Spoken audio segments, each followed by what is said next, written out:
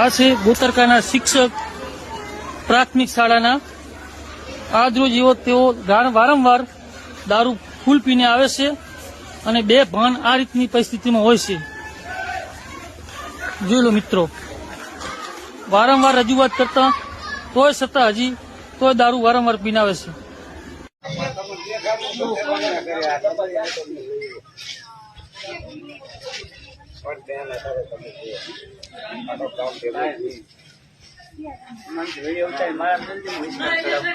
ગોતરકા પ્રાથમિક શાળા